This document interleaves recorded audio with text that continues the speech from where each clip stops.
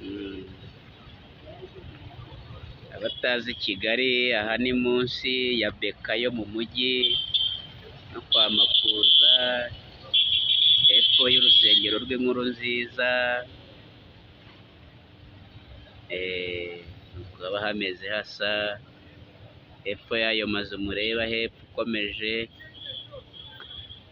ako gahanda kari hepfo, iyo moto aho igiye uba ugiye kujya ku isoko rya Nyarugenge hepfo, watambika gutya ku ruhande gutya uca kuri ako kazu k'amabara y'umuhondo, ukaba urimo ugana mu bice bya Nyamirambo, ugera ku muhanda wo hirya ujya i Nyamirambo.